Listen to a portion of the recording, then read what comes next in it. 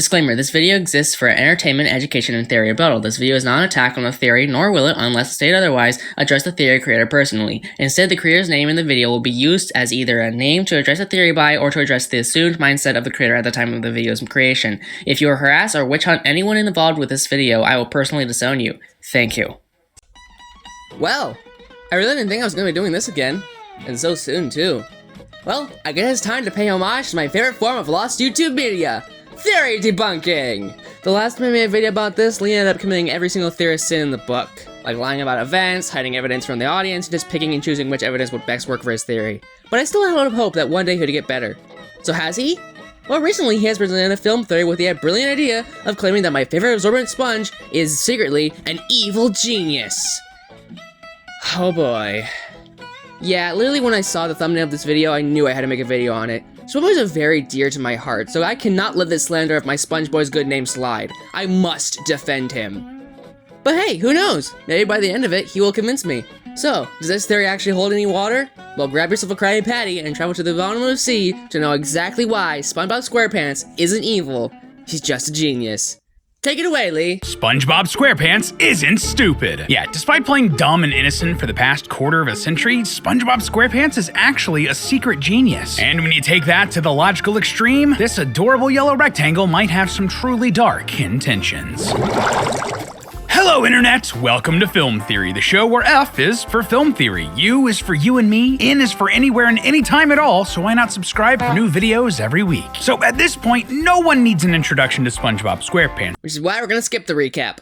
Skip for it. And honestly, when you do look at the evidence, there's a shocking amount of it pointing to SpongeBob being much more intelligent than he lets on. And if we keep pulling that thread, soon it becomes clear that he's doing something truly dark and vile with that intelligence, all for his own sick amusement. Yes, really. So are ya ready, theorists? Aye, aye, Captain! I can't hear you! Aye, aye, Captain! Let's go!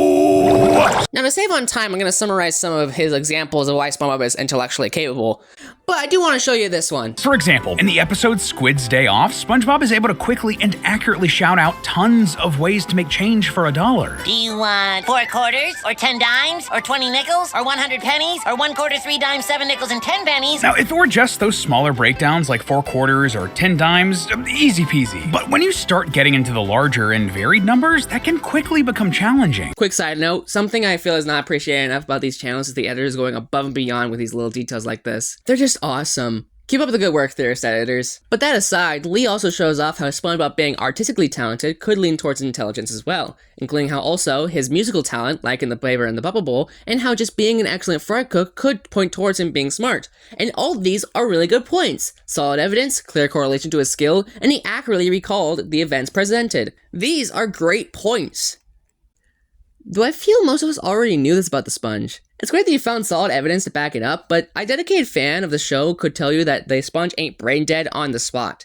I'm just saying, I don't think we SpongeBob fans are the ones who need to hear this. Nickelodeon does. Especially Sandy Cheeks movie writers.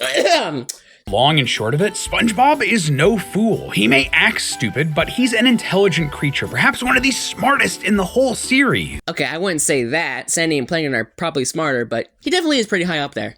So there, theory done, right? Slap some red text on a thumbnail and let's call this a day. Well, not exactly. Sure, yes, I think we've done more than enough here to explain that SpongeBob is much smarter than he lets on. But so what? What does that mean for the rest of the series? Well, first of all, in the canon of the show, the fact that SpongeBob is this smart should mean that he should be miserable. Here, let me explain. This actually comes down to how intelligence is portrayed in the rest of the series, particularly with one Squidward tentacles. Anyway, several studies and articles have discussed how people with higher intelligence have a higher risk of suffering from depression. One of the factors here, intelligent people often feel misunderstood by the less intelligent people in their lives, which is definitely the case for Squidward. Obviously, this isn't the case for everyone, and it varies from person to person. Intelligence doesn't have a cause and effect relationship with depression, but sadly, they absolutely are often found side by side in several subjects. And at least in the world of SpongeBob, there is a correlation between intelligence and happiness. In the episode Patrick Smart short pants, Patrick suddenly becomes very intelligent after a bit of misadventure with SpongeBob. All of a sudden, he's no longer amused by SpongeBob's antics, and the two grow apart. But by the end of the episode, well, I mean, just listen. Knowledge can never replace friendship. He realizes that he'd rather be stupid and happy than sad and alone. And this is also what's driving Squidward. He feels just so much smarter than everyone else in Bikini Bottom that it's left him feeling isolated and misunderstood. So, if SpongeBob is actually smart,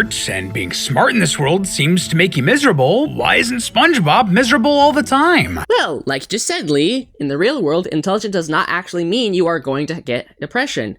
It could be the same in the SpongeBob world too. They don't have to be universally tied together. I mean, let's take a look at Squidward, for example. Is he actually smart? Well, somewhat. He acts smart at least. But unlike Squidward, SpongeBob is not prideful. Squidward believes he is so much better than everyone else and that everyone else doesn't understand him, and it often comes off as rude. Squidward, this town does not like you, and it's not because you're some kind of misunderstood artist or genius, or we just don't get you. It's because you're mean. Alright? Look at SpongeBob. He works in front of a hot grill all day, but we all like him, and you know why? Because he's nice. Exactly! He's not trying to make people know that he's good, he just is. He's not boasting about all the rewards he received or how he's won Best Employee of the Month every month. Actually, scratch that last one. He's actually really proud of that one. But overall, he doesn't need to be the smartest person in the room because he likes being the nice guy that makes someone's day. He thinks that everyone else is so great. In other words, he's humble. For example, in The Best Day Ever, he literally makes everyone else's lives around him better, even if it comes at the price of his happiness. It does get to him at the end, but he sees that he really made everyone else's day the best day ever. So maybe if Squidward was just a little bit more humble too, he'd be happier himself. If you support others in their endeavors, then they'll likely support you back. In short, Squidward is not depressed because he's smart, he's depressed because he thinks he's smart, and no one else is. So with this in mind, most of Lee's theory is already busted. But hey, we still got a few more minutes to go, so let's see where this is heading. Lee, if you'll please. Perhaps SpongeBob is finding a way to vent that sadness, that frustration, taking those negative feelings out on someone in particular, making someone else's life absolutely miserable to make his own just that little bit better. Yeah, you know how Squidward always seems sad and seems to hate SpongeBob? Maybe that isn't just because he finds SpongeBob annoying. Maybe it's because SpongeBob is intentionally hurting Squidward, mentally, emotionally, and physically. Yeah, okay, listen, I know, that's a big claim, I get it, it's out there. But when you go back and watch the series looking for moments where this happens, it comes up surprisingly often. Really? Why, this is slander of the highest degree! Although I have no reason to doubt you, your previous points all add up. So alright, you better have your files in order, Mr. Lee. For example, sometimes SpongeBob will take the pranks that Squidward pulls on him and turn them on their head, making them backfire on Squidward. In the episode Funny Pants, Squidward tricks SpongeBob into never laughing again because it annoys him, resulting in SpongeBob falling into a deep depression. This causes him to cry loudly, a sound that Squidward ultimately hates even more. I think I found the one thing I hate more than his laugh. Uh-huh. Where's the evidence that showed that SpongeBob was planning to get back at him? Because from what I can recall, none. It's clear in this episode that SpongeBob actually believes what Squidward says. He believes that if he laughs one more time, he'll never laugh again. So to avoid laughing at anything funny, he buries himself deep in the ground in the middle of nowhere. Now, if the writers wanted to show that SpongeBob is secretly malicious, planning to get back at Squidward, then this would be the perfect time to do it. No one is around, so he can stop playing the act. But yet he doesn't. This means SpongeBob never knew that Squidward was fooling him. He actually thinks he'll never ever laugh again. So when he goes to cry his pain away, it's not to upset Squidward, it's because he is upset. The sponge is not malicious, he's just naive. And being naive isn't the same as being stupid. They may be found together often, but that doesn't have to correlate. Just like depression with smarts. But hey, maybe that was just one bad example. I bet you got a ton more where that came from. So, what else you got, Lee? In Naughty Nautical Neighbors, Squidward tricks Patrick and SpongeBob into no longer being friends after their laughter ruins his cooking. But they both just end up independently annoying Squidward even more than before. Dude, this episode literally has SpongeBob wanting to get back at Patrick, not Squidward. Where'd you get that from?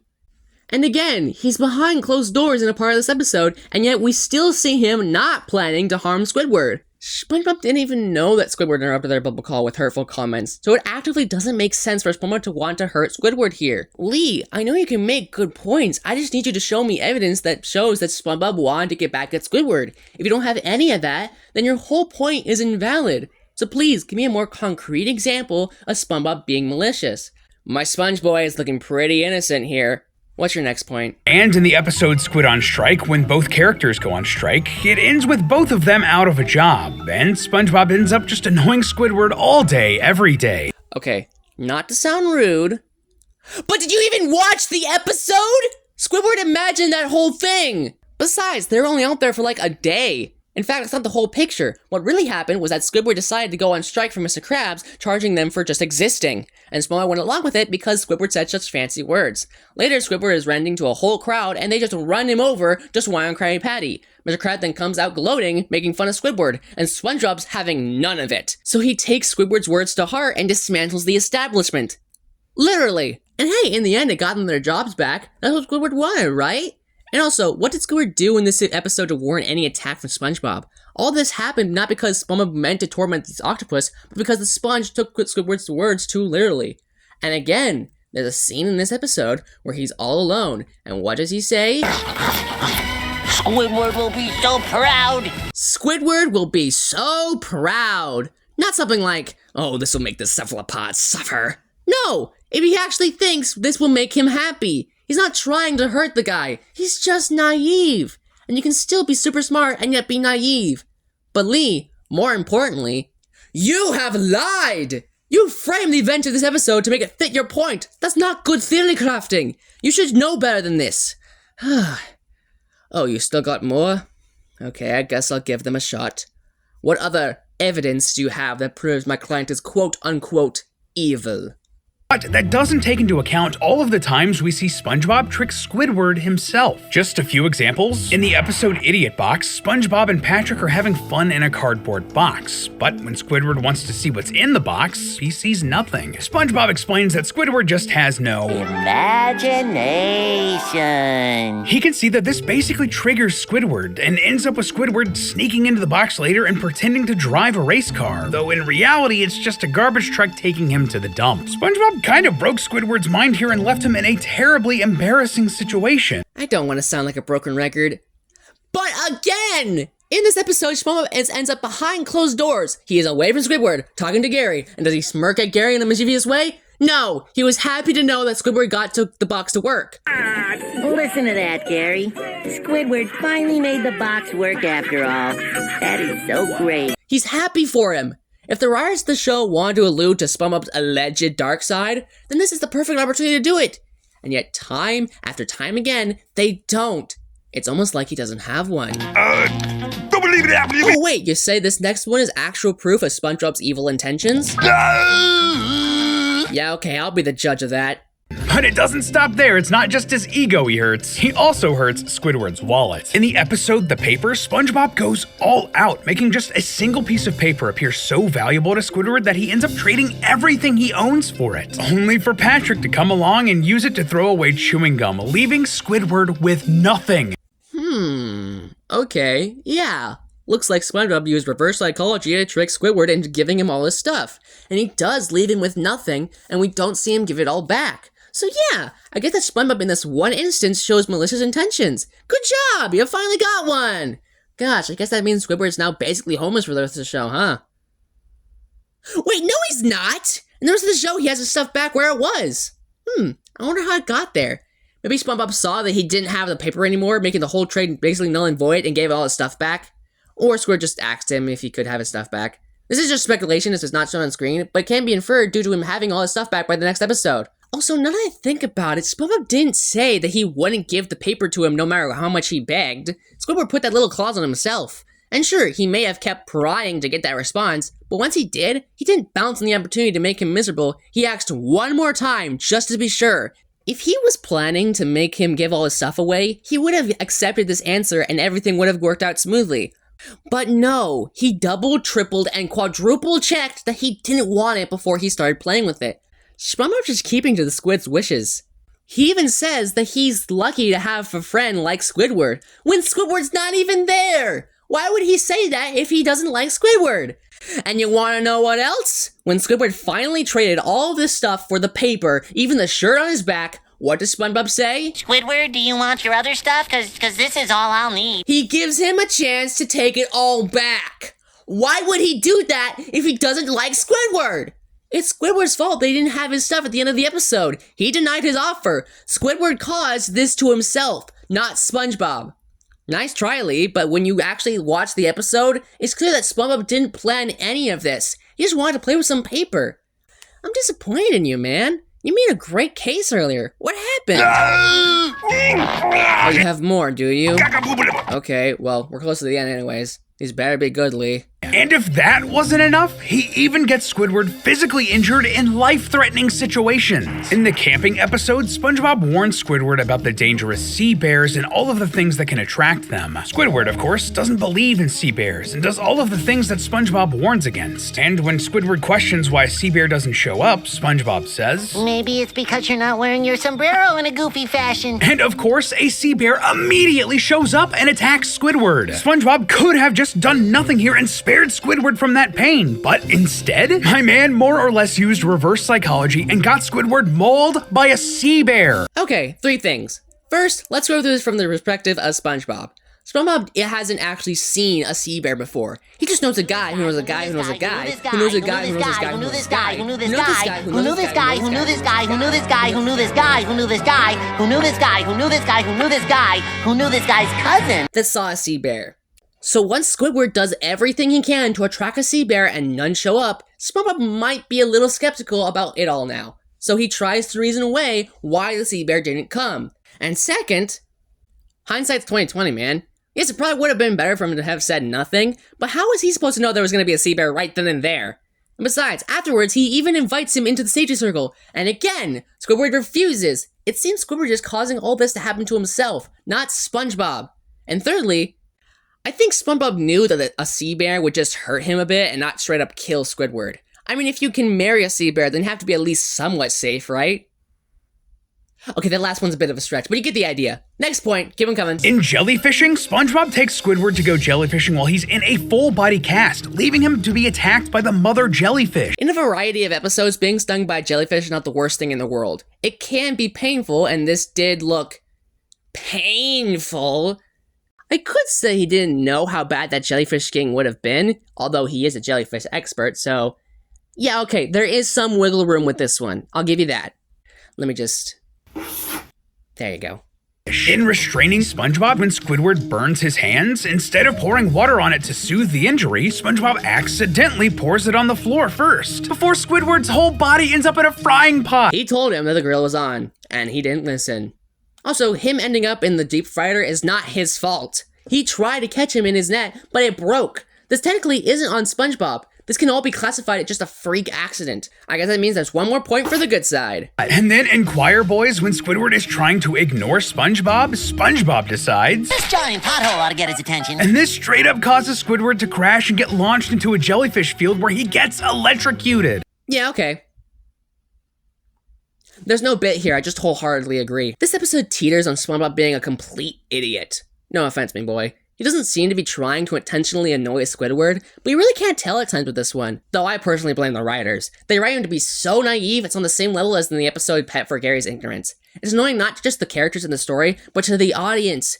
I mean, Gary is literally being eaten here, why are you doing anything? So okay, Lee, I'll give you this one. SpongeBob was being annoying and stole Squidward's thunder. Bit of a cheap shot, but fair. Got anything else? And just the cherry on top here, we know for a fact that SpongeBob isn't innocently stumbling into these actions that hurt Squidward. No, he's deliberately annoying him, deliberately hurting him, aware of just how much he gets on Squidward's nerves and how much pain he causes him. Are you sure?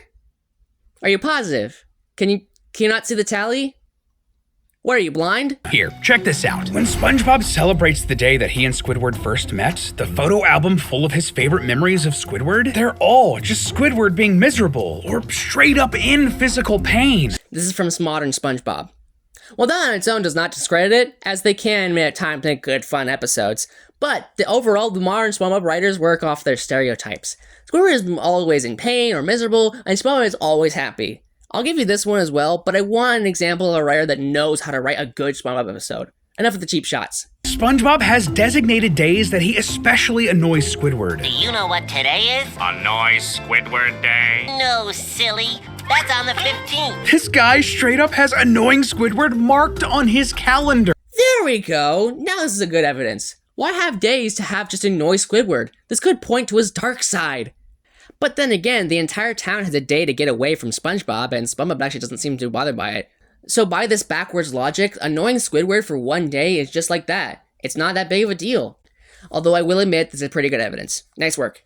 And when Squidward even communicates that he dislikes SpongeBob, that he wants him to stop, SpongeBob acknowledges that he knows. SpongeBob, Yes, Squidward? you know I hate you, right? Yes, I do. 3 things. 1, thanks for not telling me what episode this took place in. Would have been a lot easier to find the context of it. 2nd, yes, SpongeBob does know that Squidward hates him, but he doesn't care. SpongeBob just thinks he'll win him over someday. So he technically does care, but the point is that he knows that deep down the squid cares for him too, as exemplified in point 3. Cause you wanna know something funny? The context of the episode was the time when SpongeBob was fired from the restaurant, and yet Squidward was the one who went out to get him back. He's gotta like him a little bit if he's willing to work with him again. And 4thly, it's a joke. Anything else? And even when Squidward tries to get a restraining order against SpongeBob to protect himself, SpongeBob instead just gets Patrick to act as a middleman, resulting in more agony for Squidward. Okay, Patrick was hired to be the middleman in order to get customers' orders from Squidward to SpongeBob. Patrick annoying him was not part of his job description. That's on the Sea Star, not the SpongeBob. Actually, before this, SpongeBob tried to use a long stick to get the orders and serve the food, but that didn't work. SpongeBob seems to even respect the rules of this restraining order by keeping him far away from him as possible. So no, it wasn't to annoy Squidward, it was because he couldn't do his job. Also, might I add, Lee, this happened to be in the same episode as the fried Squidward point from earlier. Why are you using the same episode for evidence twice? Did you run out of episodes you could stretch to fit your point? Okay, whatever, let's just move on. Really? This right here? This adorable, childish sponge? In a show where there isn't really a true, obvious evil villain? Plankton aside, he is the true menace. SpongeBob SquarePants is constantly torturing his neighbor Squidward, tricking his mind, playing with his emotion, and breaking his body. And if this pattern holds, he may start expanding his reign of terror outwards. I mean, what else could explain the fact that he hasn't been able to pass a driving test for over 20 years, and he keeps torturing poor Mrs. Puff? Well, there are several. I could use biology to explain it, as for instance, sea sponges actually can live for thousands of years, so while SpongeBob might be the age of a middle-aged man, he technically is still 10 mentally. But this is when you're supposed to learn to drive, so in you go! Or I could explain it psychologically, with him having performance anxiety. He knows all the things he has to do, it's just when he's in the moment he second-guesses himself, causing him to fail. But instead, I'm going to explain it in one simple fact. SpongeBob doesn't want to fail. He wants to do well in this class. He even prides himself on being the best good noodle. Heck, in his sleep, he dreams of completing the driver's exam, and failing it is a nightmare to him. So if he really didn't care about actually getting a driver's license, then why go through all the effort of doing well good in her class, knowing everything there is about boating safety, history, and dreaming one day he'd get it? It just doesn't add up. Even after he fails in the boating school episode, he vents to Gary about being tired of failing. And again! He's behind closed doors! No one's looking! Why keep up with the act? Gary won't tell anyone. He can't talk! Greetings and salutations, grouchy man. In this season, the short and sweet of it is that SpongeBob doesn't mean to cause Mrs. Puff so much pain. He doesn't want to fail, but he's staying optimistic that surely someday he'll get it. He's not torturing Mrs. Puff, and he's surely not torturing Squidward. Case closed. Overall, the video has a great beginning. The evidence that SpongeBob was smart had amazing points, but for some reason near the end, it just kind of fell apart at the seams. He lied about the events of episodes, took stuff out of context to make the point, and misconstrued information to fit his theory. It's kind of disappointing compared to all the other SpongeBob theories his channel has done over the years, and compared to some of his actually good theories. Like a great example is his Disney timeline videos. I have no problems with those bad boys. So I know that Lee can make good theories. And sure, it's just all in good fun to just roll with a funny video idea, especially when it's a beloved property, but it can confuse some people. I don't know how anyone would actually believe this theory, it's obviously not true. And hey, I guess not every episode needs to be a winner. I would just like it if you made it more clear that you don't take this theory too seriously. Overall, thank you for proving that my little boy is a certified genius, and I wish it just stopped there. But hey, that's just a theory! A debunking theory! Thanks for watching. Man, it was a ton of fun to make another video like this again. It gave me a lot of great excuses to just watch a bunch of SpongeBob. I had a blast with this. And hey, if you ended up enjoying this video as much as me, then why not consider subscribing? I mean, I didn't think I was gonna make another video like this, and yet here we are. So to see whenever I cover debunking again, just turn on notifications. Like the video if you want, and as always, I'll see you next time.